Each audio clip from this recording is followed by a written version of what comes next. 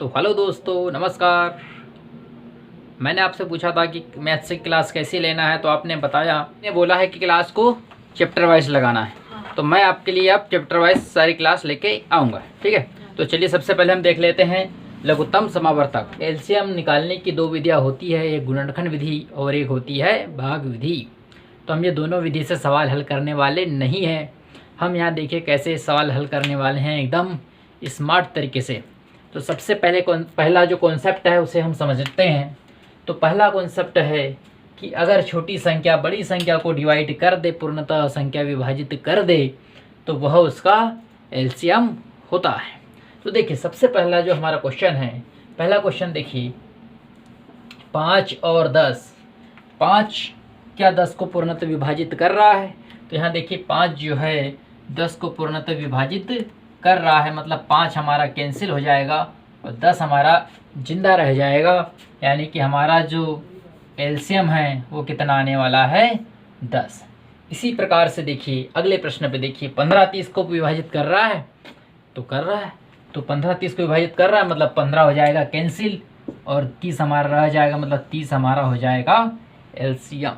इसी प्रकार से अगले प्रश्न पे देखिए यह कॉन्सेप्ट को समझना है। छोटी संख्या यदि बड़ी संख्या को पूर्णतः विभाजित कर दे, मतलब वह संख्या हमारा एलसीएम होता है। तो यहाँ देखिए कोई छोटी संख्या बड़ी संख्या को विभाजित कर रहा है, तो यहाँ देखिए 5 जो है 10 को विभाजित कर रहा है, मतलब 5 हो जाएगा यहाँ से कैंसिल और 10 अभी रहेगा। अब देखिए 10 30 को विभाजित कर रहा है, मतलब ये हो जाएगा यहाँ से क्रॉस, ये बच जाएगा हमारे पास 30, तो 30 हमारा हो जाएगा एलसीएम। इसी प्रकार से अगले प्रश्न पे देखिए, यहाँ पूरी संख्या देखो, 10 जो है 20 को विभाजित कर रहा है, मतलब 10 की स्टोरी खत्म। इसी प्रकार से 20 40 को निपटा रहा है, मतलब 20 का भी भविष्य खत्म, और 40 जो है 80 को समेट रहा है, मतलब 40 का भविष्य खत्म।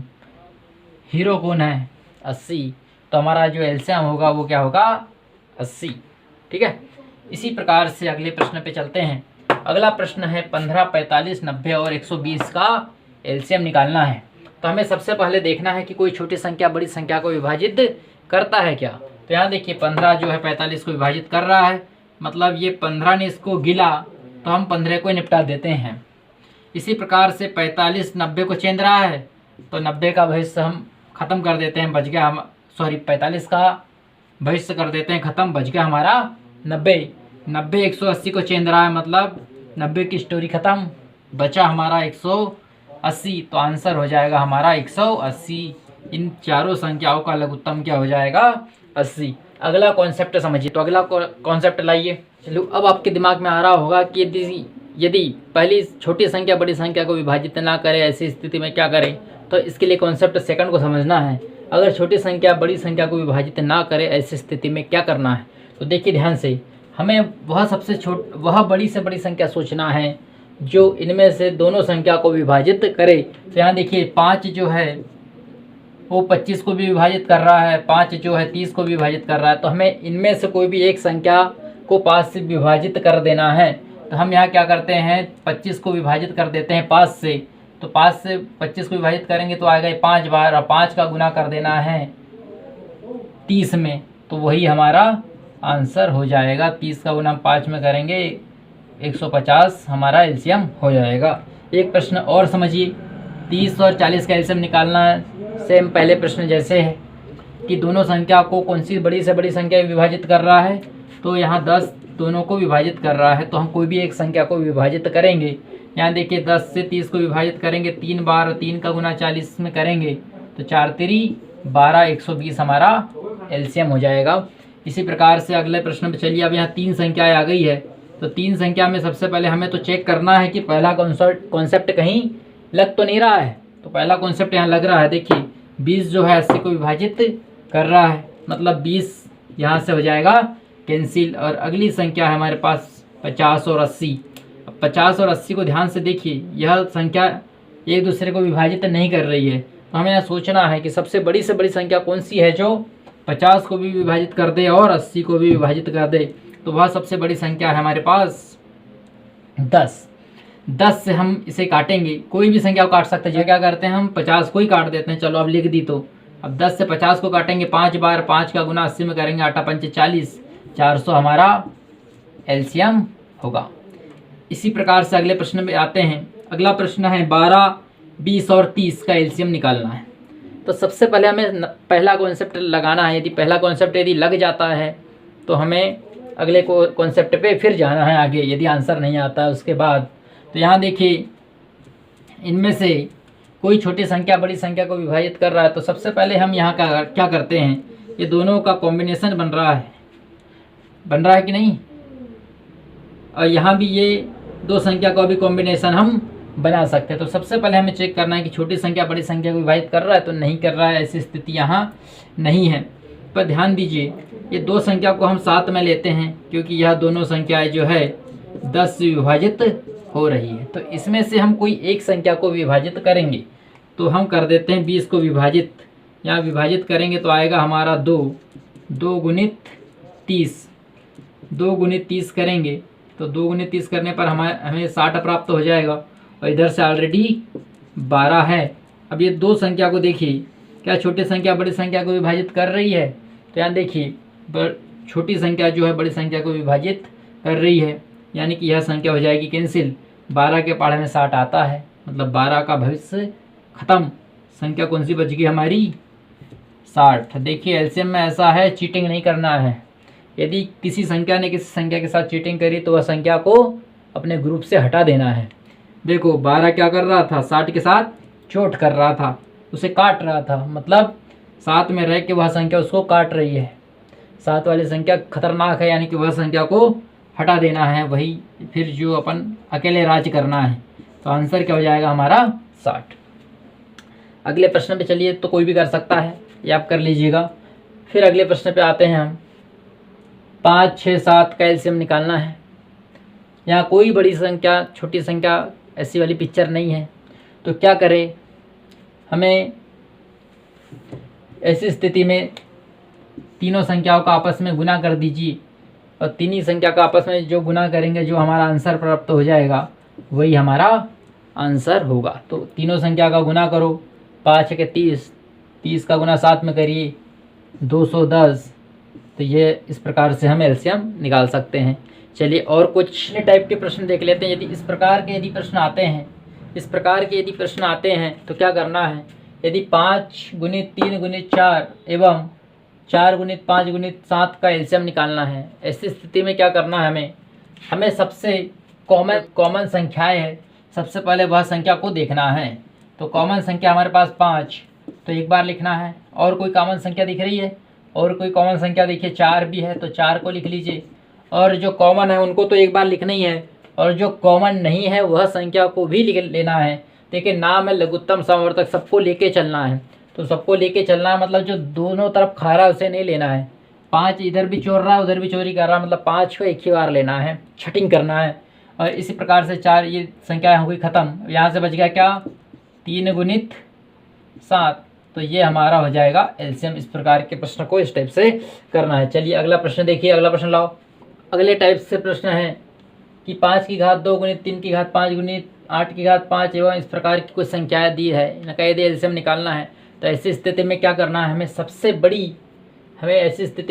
है, सबसे बड़ी कॉमन संख्या को निकाल लेना है। सबसे बड़ी कॉमन संख्या हमें ज्ञात करना है। तो सबसे पहले बड़ी संख्याएं देखते हैं जो कॉमन है। यहाँ कॉमन है 5 की घात 2 और 5 की घात 4। तो क्या करना है, सबसे बड़ी संख्याएं ले लेना है जो कॉमन में हो। तो यहाँ हमारा हो जाएगा 5 की घात 4 कॉमन ले लिया। और कुछ कॉमन दिख रहा है क्या, और कुछ कॉमन देखिए, यहाँ देखिए 3 भी कॉमन है 3 कॉमन।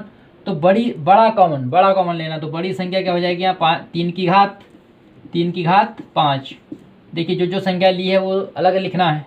अब जो बच गई वो भी लिखना है। लघुत्तम समवर्तक सबको लेके चलना है, इस टाइप से हमें याद करना है।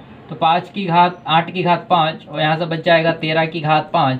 तो इस प्रकार से हमारा लघुत्तम समवर्तक होगा। चलिए तो इस टाइप का यदि प्रश्न आता है, अगला टाइप जो है इस प्रकार से कुछ संख्याएं दी है, 5 की घात -5, 3 की घात -6, 7 की घात 9, 5 की घात ऋण 2, 7 की घात ऋण 5। इनका यदि एलसीएम निकालना है तो ऐसी स्थिति में क्या करेंगे, सबसे पहले हमें सबसे बड़ी कॉमन संख्या ज्ञात करना है। सबसे पहले तो हमें कॉमन संख्या को छांटना है। ये देखिए एक कॉमन संख्या, ये एक संख्या ये है। तो ऐसी स्थिति में सबसे बड़ी संख्या लिखना है। तो सबसे बड़ी संख्या कौन सी है? -5 और -2 में से, तो 5 की घात -2 सबसे बड़ा कॉमन अंक है यहाँ। इसी प्रकार से अगली कॉमन संख्या देखते हैं। अगली कॉमन संख्या क्या है? 7 की घात 9 और 7 की घात 4। तो इसमें से बड़ी संख्या कौन सी हो जाएगी? बड़ी संख्या हो जाएगी हमारी 7 की घात 9। अब जो बच गई संख्या, बची संख्या क्या है हमारे पास? अगली जो बची हुई संख्या है 3 की घात -6। तो इस प्रकार से हमारा लघुत्तम समावर्तक होगा। अब चलिए लघुत्तम समावर्तक के कुछ कॉन्सेप्ट हमने यहाँ समझे हैं। अब हम देख लेते हैं महत्तम समावर्तक। तो देखिए महत्तम समावर्तक क्या है। चलिए दोस्तों, तो मैं फिर आपको यहाँ बताने वाला हूँ महत्तम समावर्तक के बारे में। महत्तम समावर्तक क्या होता है? लघुत्तम समावर्तक जिसे HCF बोला जाता है, कॉमन हाईएस्ट कॉमन फैक्टर। तो ऐसे परिभाषा से स्पष्ट है HCF निकालना कैसा है। तो वह बड़ी से बड़ी संख्या जो दी गई प्रत्येक संख्या को पूर्णतः विभाजित करे वही उसका HCF होता है। तो देखिए सबसे पहला जो प्रश्न है हमें इस प्रकार से प्राप्त हुआ है कि 12-18 का HCF निकालना है। तो हमें सबसे बड़ी से बड़ी संख्या सोचना है कि जो 12 को भी विभाजित करे और 18 को भी विभाजित करे। तो ऐसी संख्या कौन सी है? वह सबसे बड़ी से बड़ी संख्या है 6, जो दोनों को विभाजित करता हो। तो 6 ही हमारा HCF होने वाला है। तो आंसर इज 6। अगले प्रश्न में चलिए। अगला प्रश्न है 12, 15, 18। 12, 15, 18 में हमें सबसे बड़ी से बड़ी संख्या ढूंढना है जो तीनों संख्या को विभाजित करे। तो ऐसी संख्या कौन सी है? ऐसी संख्या है 3, जो तीनों संख्या को पूर्णतः विभाजित करता है। तो हमारा HCF हो जाएगा यहाँ 3। अगले प्रश्न पे चलिए। अब अगले प्रश्न को देखिए 36, 54 और 90 का HCF यदि हमें निकालना है तो मैंने क्या बताया कि परिभाषा में आंसर छुपा वाला है। तो सबसे बड़ी से बड़ी संख्या कौन सी है जो तीनों को विभाजित करे? ऐसी संख्या है 18। 18 मुझे समझ में आ रहा है कि तीनों संख्या को पूर्णतः विभाजित कर सकता है। तो हमारा आंसर HCF क्या हो जाएगा? 18। अगले प्रश्न पे चलिए। ऐसा प्रश्न यदि आता है कि 25 और 27 का HCF निकालना है तो 25 और 27 ऐसी कोई संख्या ही नहीं है जो दोनों को विभाजित करे। तो ऐसी संख्या है हमारे पास 1। तो आंसर हो जाएगा 1। इस प्रकार से हम HCF निकाल सकते हैं। चलिए कुछ टाइप्स प्रश्न देख लेते हैं HCF निकालने वाले। तो इस प्रकार से यदि प्रश्न दिया है कि 5 की घात 2, 8 की घात 3, 3 की घात 5 और 5 की घात 5 का HCF यदि निकालना है तो ऐसी स्थिति में क्या करना है हमें? सबसे कॉमन, तो ऐसी स्थिति में क्या करना है हमें? सबसे कम पावर वाली संख्या को देखना है। सबसे कम पावर वाली कॉमन संख्या को ढूंढना है। तो सबसे पहले तो हमें कॉमन संख्या देखना है। तो सबसे इसमें क्या है? कॉमन संख्या हमारे पास 5 और इसमें सबसे छोटी पावर वाली संख्या को लेना है। तो सबसे छोटी पावर वाली संख्या हमारे पास 2। तो आंसर हो जाएगा 5 की घात 2। अगले प्रश्न पे चलते हैं। अगला प्रश्न है 7 की घात 5, 9 की घात 16, 11 की घात 2 एवं 9 की घात 10 और 5 की घात 2 और 6 की घात 5 का HCF निकालना है। तो मैंने क्या बताया कि आपको सबसे पहले कॉमन संख्या देखना है। तो सबसे पहले हम कॉमन संख्या देख लेते हैं। हमारे पास यहाँ कॉमन संख्या है 9 की घात 16 और 9 की घात 10 और क्या है? बस ये 2 संख्या कॉमन है। अब ये 2 संख्या में से एक संख्या हमारा आंसर है। तो सबसे छोटी पावर वाली संख्या ही हमारा आंसर होता है। तो सबसे छोटी पावर वाली संख्या क्या है? 9 की घात 10। तो आंसर हो जाएगा हमारा 9 की घात 10। चलिए अगले प्रश्न पे चलिए। अगला प्रश्न है यहाँ इस प्रकार से। तो सबसे पहले हमें क्या देखना है? कॉमन संख्या देखना है और कॉमन संख्या में भी वही संख्या लेना है जिसकी पावर कम हो।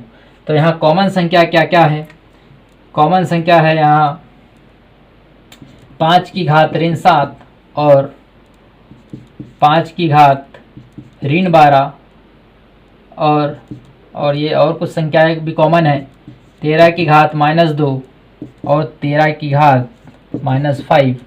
तो मैंने क्या बताया कि कॉमन संख्या तो देखना है। कॉमन संख्या में सबसे कम पावर वाली संख्या देखना है। तो सबसे कम पावर वाली संख्या है 5 में सबसे कम घात जो है, सबसे छोटी संख्या है वो है 5 की घात -12 और यहाँ कम पावर वाली संख्या है 5 की घात यहाँ कम पावर वाली संख्या है 13 की घात -5।